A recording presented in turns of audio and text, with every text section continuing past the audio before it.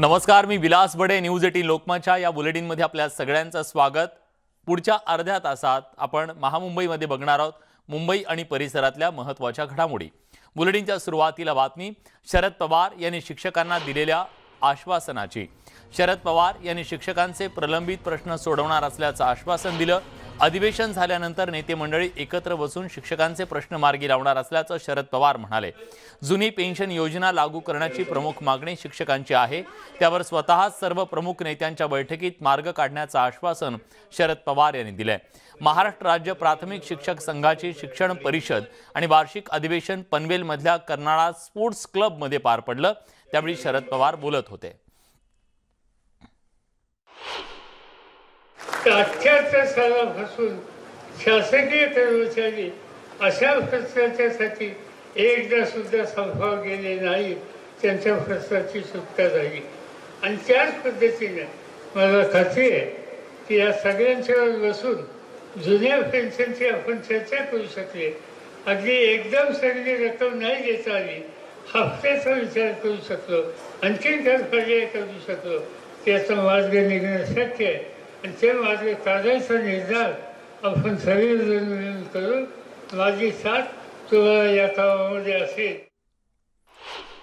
शिक्षक आमदार कपिल पाटील आता आपल्या सोबत आहेत. पाटील साहेब, गेल्या अनेक दिवसांपासूनची शिक्षकांची जी मागणी होती त्या मागणीला आज शरद पवार यांनी कुठेतरी हिरवा कंदील दाखवलेला आहे. त्यांच्या मागणीला साथ देण्याचा आश्वासन दिलेलं आहे. तुम्ही याकडे कसं पाहताय? नमस्कार. माननीय शरद पवार साहेबांनी आश्वासन दिलंय. याचा अर्थ गेले अनेक वर्ष रखडलेले प्रश्न मार्गी लागतील याच्यावर माझा विश्वास आहे. आदरणीय पवार साहेबांनी नेहमीच सरकारी कर्मचारी असोत किंवा शिक्षक असोत, प्राथमिक, माध्यमिक किंवा उच्च माध्यमिक, या सर्वांनाच नेहमी झुकतं माप दिलेलं आहे. कारण सरकारचा जो गाडा असतो, राज्य जे चालतं ते सरकारी कर्मचारी, निमसरकारी कर्मचारी आणि राज्यातले शिक्षक त्यांच्या खांद्यावरच चालत असतो.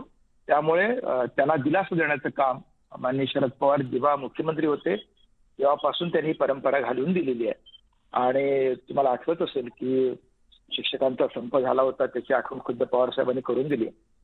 त्यानंतर पवार साहेबांनी सांगितलं की केंद्र सरकार जो निर्णय करील वेतनाच्या संदर्भात, वेतन आयोगाच्या संदर्भात, त्याची अंमलबजावणी राज्य सरकार करील.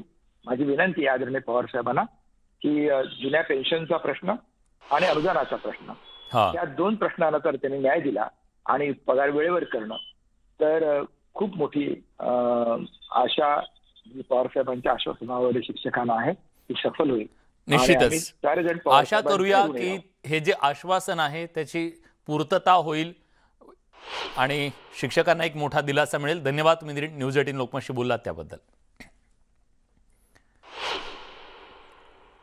ठाण्यातून एक अतिशय धक्कादायक बातमी आहे. ठाण्याच्या माजीवडा ब्रिजजवळ एका मद्यधुंद अवस्थेतल्या तरुणानं पोलिसांवर जीवघेणा हल्ला केल्याची घटना घडली आहे. ड्रंक अँड ड्राईव्ह विरोधात तपासणी मोहीम सुरू असताना एका तरुणाला पोलिसांनी अडवलं. त्या तरुणानं पोलिसांच्या डोक्यात वीट घातली आहे. या हल्ल्यात पोलीस जबर जखमी झालेत.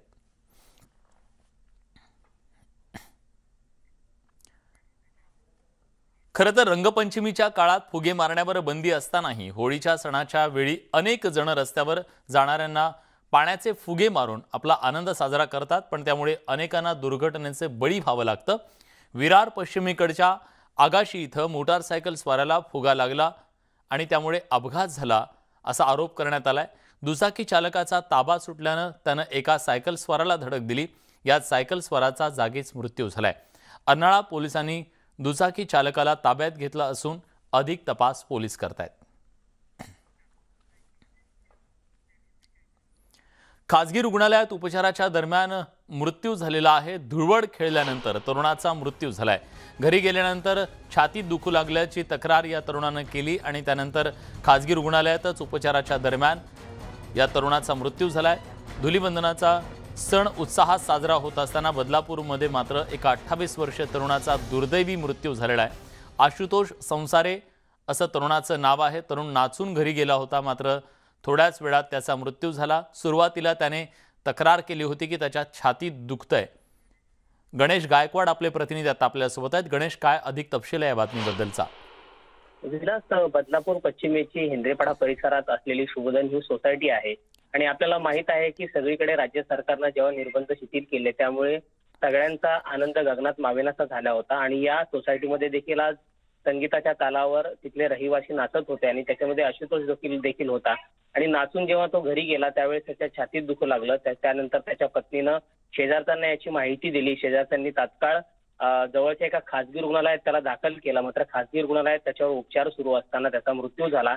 आता त्याचा जो शव आहे ते शवविच्छेदनासाठी पाठवलेला आहे आणि त्याचा अहवाल आल्यानंतर नक्की त्याचा मृत्यू कशामुळे झाला हे स्पष्ट होईल असं बदलापूर पोलीस ठाण्याचे वरिष्ठ पोलीस निरीक्षक दत्ता गावडे यांनी माहिती दिली आहे. मात्र हृदयविकाराच्या झटक्याने त्याचा मृत्यू झाला असावा अशी शक्यता सध्या वर्तवली जाते.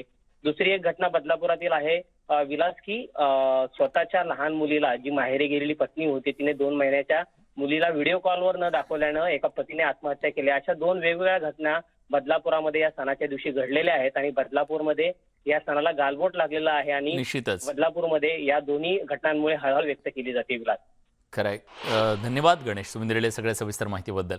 राज्यात धुलीवंदन मोठ्या उत्साहात साजरं केलं जातंय. गेली 2 वर्ष कोरोनामुळे सणांवर निर्बंध होते. धुलीवंदन साजरं करताना अनेक अडचणी आलेल्या होत्या, पण यंदा मात्र कोणतेही निर्बंध नसल्यानं नागरिकांमध्ये मोठा उत्साह पाहायला मिळाला.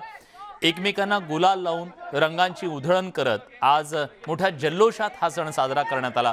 मुंबईतल्या दादर, वरळी आणि माहीम परिसरात मोठ्या जल्लोषात होळीचा सण, धुलीवंदनाचा सण साजरा करण्यात आला. बच्चे कंपनीसह वयोवृद्धांनी सुद्धा या सणाचा यथेच्छ आनंद लुटला.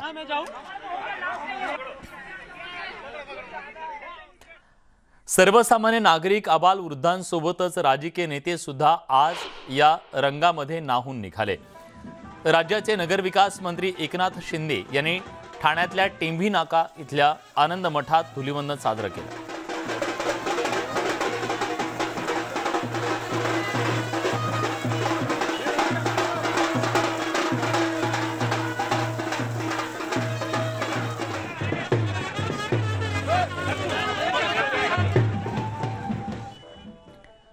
राज्याचे महसूल मंत्री बाळासाहेब थोरात यांनी राज्यातली राजकीय धुळवड दुर्दैवी असल्याचं मत व्यक्त केलंय. द्वेष आणि व्यक्तिगत आरोप लोकशाहीला अभिप्रेत नसल्याचं बाळासाहेब थोरात म्हणाले. ज्या पद्धतीचं राजकीय धुळवड आपल्याला दिसते आहे ते अत्यंत दुर्दैवी आहे. लोकशाहीला ही अभिप्रेत नाही, लोकशाही करता योग्य नाही. व्यक्तिगत द्वेषाचं राजकारण नसलं पाहिजे. राजकारण हे विकासाचं असलं पाहिजे आणि त्यामध्ये दुर्दैवानं व्यक्तिगत आरोप आणि त्याच्यातला द्वेष हे आपल्या सगळ्यांनाच मारक आहे. आणि म्हणून धुळवड 1 दिवसाची, होळी 1 दिवसाची, तर त्यानंतर प्रेमाचे संबंध सर्वांचे असले पाहिजे याची काळजी सगळ्यांनी घ्यावी असं मला वाटतं.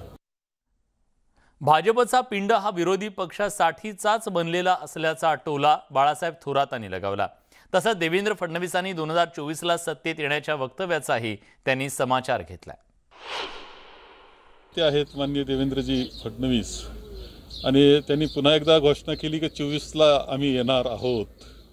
कारण जे देवेंद्र ज्यावेळेस निवडणुकीमध्ये म्हणत असायचे की मी आता पुन्हा येणार, त्यावेळेस मी कोल्हापूरच्या सभेमध्ये उत्तर दिलं होतं की देवेंद्रजींनी आरशापुढं उभं राहावं, त्यांना पुढचा विरोधी पक्ष नेता दिसेल आणि तो त्यांना विरोधी पक्षनेता म्हणून त्यांना काम करावं लागतं. मला वाटतं करावं काम चांगल्या पद्धतीनं त्यांनी. खरं त्यांचा पिंड असेल भारतीय जनता पक्षाचा आणि त्यांचा पिंड हा खरा म्हणजे विरोधी पक्षाकरताच बनला आहे असं मला तर वावगं ठरणार नाही. भिवंडीत केंद्रीय राज्यमंत्री कपिल पाटील यांनी नातवंडांसोबत धुळवड साजरी केली. मागील 2 वर्षांपासून कोरोनाच्या निर्बंधामुळे कोणतेही सण हे मुक्तपणे साजरे करता येत नव्हते. मात्र यंदा कोरोनाचा विळखा काहीसा सैल झाल्यानं सगळ्यांनाच दिलासा मिळालाय. परिणामी कपिल पाटील यांनी नातवंडांसोबत धुळवडीचा आनंद लुटला.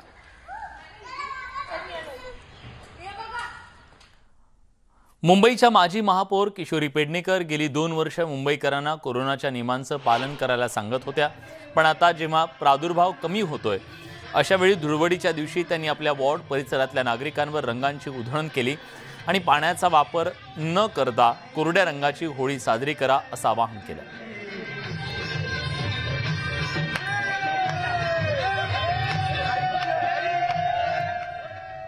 शिवसेनेचे नेते संजय राऊत यांनी आज धुलीवंदनाच्या भाजपच्या नेत्यांना अनोख्या शुभेच्छा दिल्या।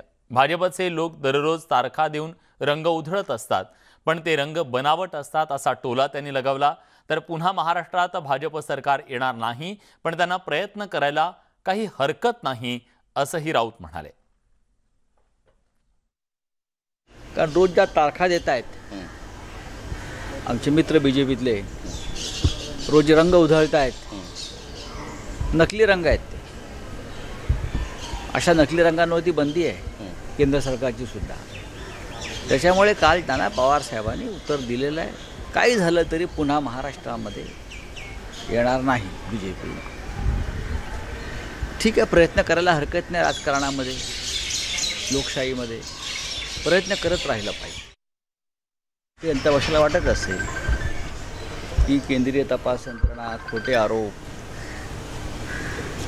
चिखलफेक हे करून महाविकास आघाडीचे आमदार, खासदार, नेते यांचं मनोबल जर ते खाली आणण्याचा प्रयत्न करणार असेल तर चुकीचं आहे, असं होणार नाही।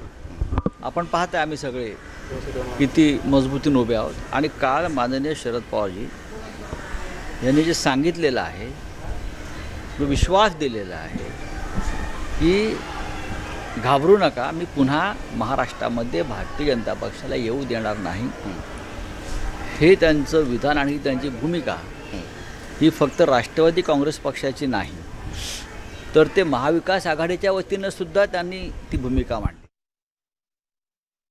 जनता पक्षाच्या दंडात ताकद आहे असं त्यांना वाटतं, पण तसं नाही आहे।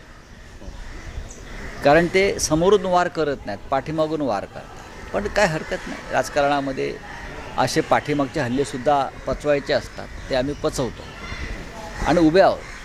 2.5 वर्ष झाली ना ठाकरे सरकारला, आणि आता 2.5 वर्ष अजून जातील, परत निवडणुका होतील आणि पुढली 5 वर्षे पुन्हा आम्ही सत्तेवरती येणार। त्यांचं मनोबल वाढलेलं आहे। गोवा काय आहे त्यांना लवकरच कळेल। गोवा पोर्तुगीजांनाही कळलं नव्हतं, गोवा इंग्रजांनाही कळलं नव्हतं, आणि त्यानंतर अनेक वर्ष गोवा अनेक राजकीय पक्षांनाही कळलं नाही गोवा काय आहे आणि गोव्याचं राजकारण काय आहे। हे आमचे मित्र फडणवीस यांना लवकरच कळेल, काय हरकत नाही। गोवा जिंकून आल्यामुळे महाराष्ट्रात त्यांचा आत्मविश्वास वाढला असेल तर माझ्या त्यांना शुभेच्छा आहेत। राज्यातील राजकारण्यांनी सुद्धा आपल्या विरोधकांना धुळवडीच्या शुभेच्छा आपल्या शब्दात दिल्या। पाहूया राजकारण्यांचा हा शिमगा कसा होता। राजकारणातला शिमगा आपण दररोज टीव्हीवर वगैरे पाहतो आहोत, त्यामुळे होळीमध्ये शिमगा करण्याची आता आवश्यकता राहिलेली नाही आहे। शिमगा हा दैनंदिन आपल्याला दिसतोच आहे, आणि रंग उधळणंही आता आपल्याला त्याच्यापेक्षा रंग जे आता उधळले जातात राजकारणामध्ये, एकमेकांचे रंग, कुणाला काळं करणं, कुणाला रंगीत करणं, कुणाला निळं करणं, कुणाला काय करणं, कुणाच्या तोंडाला काळा फासणं, कुणाच्या तोंडाला तेल फासणं, जे काही चालू आहे, त्याच्यामुळे होळीपेक्षाही जास्त आनंद मनोरंजनाचा तुम्हाला आता हे येत असेल, तरी मला असं वाटतं की या होळीच्या निमित्तानं सर्व विसरून जाऊन या ठिकाणी होळी सर्वांनी एकत्रित चांगली साजरी करावी, शांततेनं साजरी करावी आणि कोरोनाचे जे पथ्य आहेत त्यामध्ये पाळावे। धुळवड काही एक दिवस नसते, ही हल्ली सध्या 365 दिवसाचा कार्यक्रम आहे, पण त्यातही आपला जो सण आहे हा या सगळ्यांच्या या राजकीय धुळवडीपासून बाजूला ठेवून खरोखर प्रेमाचे रंग एकमेकाला लावले पाहिजेत, अशी माझी स्वतःची इच्छा आहे। राजकीय धुळवडीसाठी तर पूर्ण वर्ष आहे, त्याच्यासाठी होळीच हल्ली लागते असं काही नाही आहे, त्याच्यासाठी कुठलाही दिवस चालतो। होळी हे रंगाचा आनंद लुटण्याचा सण आहे आणि रंगाचा बेरंग होणार नाही। महाराष्ट्राच्या मनातील आणि महाराष्ट्राच्या सामाजिक वातावरणात एवढी काळजी घेऊन होळी खेळूया, एवढ्याच शुभेच्छा। जे होळी आहे ना त्याचा स्टाईलच वेगळा असतो। आमचे मित्र जे असतात त्यांनाही आम्ही वेगळ्या स्टाईलने देतो, जरा होली है बुरा न मानो। तर मग आमचे मित्र देवेंद्रजी असतील, जे असतील कोणी, त्यांना आमचं होळीच्या शुभेच्छा, त्याचा एक वेगळा स्टाईल असते विदर्भाचा, आणि पण या निमित्तानं विदर्भाच्याच नाही तर पूर्ण महाराष्ट्राच्या सगळ्या जनतेला काँग्रेस पक्षाच्या वतीनं होळीच्या शुभेच्छा। यंदाची रंगपंचमी काही वेगळी होती। गेली 2 वर्ष असलेलं कोरोनाचं सावट यंदा कमी झालं। मोठ्या उत्साहात अबालवृद्ध रंगांची मुक्त उधळण करताना दिसले। दादरच्या शिवाजी पार्कात मोठ्या जल्लोषात रंग खेळले गेले। संगीताच्या तालावर ठेका धरला गेला।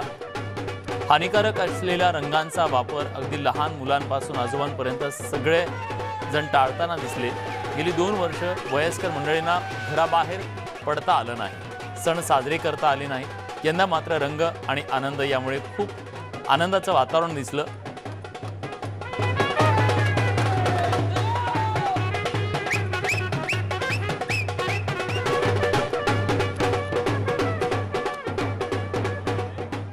वाटलं यावेळेला हे कारण दरवर्षी आम्ही साजरा करत होतो, पण हे 2 वर्ष या कोरोनामुळे आम्हाला काही करता आलं नाही, घराच्या बाहेरच पडता आलं नाही। म्हणजे दादर घराच्या बाहेर पडायला आम्हाला कोणी दिलं नाही बिकॉज ऑफ एज, आणि तुम्हाला काहीतरी इन्फेक्शन होईल म्हणून घरात मुलाबाळांनी कोणाला बाहेर पडलं नाही। पण आता हे 2 वर्षानंतर जो फ्रीडम मिळाला आहे तो आज फुल्ली एन्जॉय करतोय।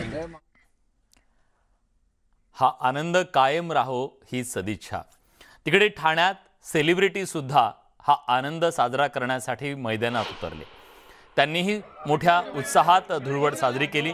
2 वर्षानंतर कोरोनाचे निर्बंध हटवण्यात आले, त्यामुळे धुळवड साजरी करता येत असल्याची प्रतिक्रिया या कलाकारांनी व्यक्त केली। ठाण्यातल्या गडकरी रंगायतांमध्ये सर्व कलाकारांनी जल्लोषात धुळवड साजरी करत सणाचा आनंद लुटला।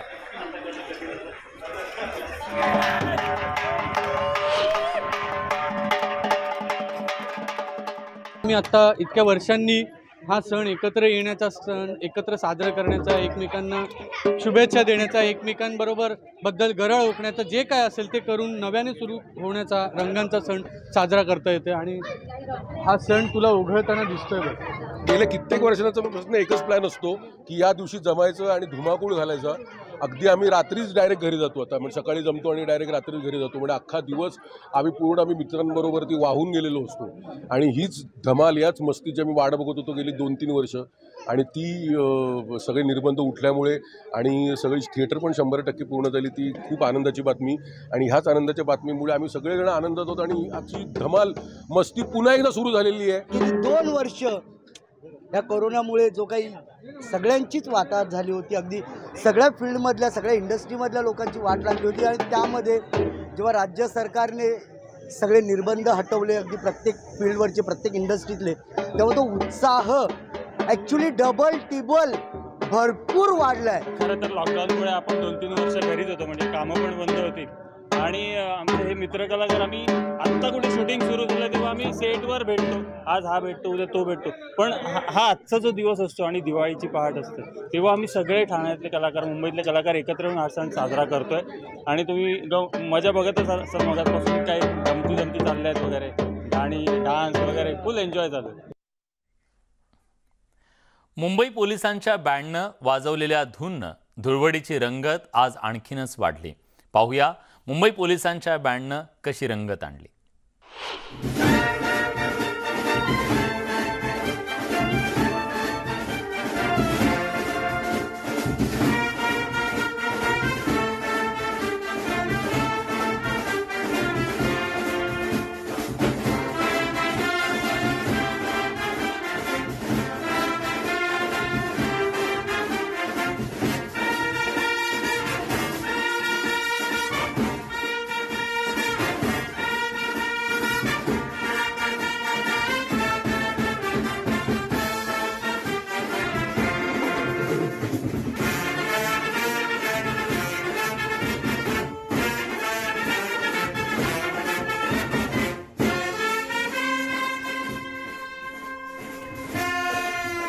चीन आणि दक्षिण कोरियातल्या वाढत्या संसर्गाच्या नंतर केंद्र सरकार सतर्क झालेलं आहे।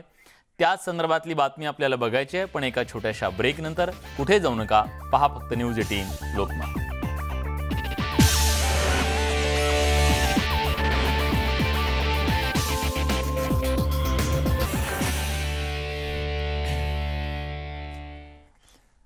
ब्रेकनंतर तुमचं पुन्हा एकदा स्वागत। तुम्ही पाहताय न्यूज 18 लोकमतवर। महामुंबई, चीन आणि दक्षिण कोरियातल्या वाढत्या संसर्गानंतर केंद्र सरकार आता सतर्क झालंय। केंद्रीय आरोग्य सचिव राजेश भूषण यांनी सर्व राज्य आणि केंद्रशासित प्रदेशांना पत्र लिहून सावधगिरीचा इशारा दिलाय. कोरोनाच्या नवीन रुग्णांची संख्या चिंताजनक नाही असा विचार करून कोणत्याही राज्यातले सरकार आणि प्रशासनानं बेफिकीर राहू नये असं या पत्रात नमूद करण्यात आलंय. सतर्क राहताना चाचणी, शोध, उपचार, लसीकरण आणि कोविड अनुकूल वर्तन यावर भर द्यायला सांगण्यात आलंय. जिनोम सिक्वेन्सिंगवर सुद्धा भर द्या. कोविड-19च्या परिस्थितीवर बारकाईनं लक्ष ठेवा अशा सूचना केंद्र सरकारकडून देण्यात आल्यात. लसीकरणासाठी नागरिकांमध्ये जागृती करण्याच्या सूचनाही देण्यात आल्यात. मास्क आणि सार्वजनिक ठिकाणी सोशल डिस्टन्सिंगचं पालन करावं असंही या पत्रात केंद्र सरकारनं स्पष्ट केलंय. या सगळ्या महत्त्वाच्या घडामोडींसोबत महामुंबई या बुलेटिनमध्ये आपण इथेच थांबतोय. ताज्या घडामोडींसाठी बघत रहा न्यूज 18 लोकमत.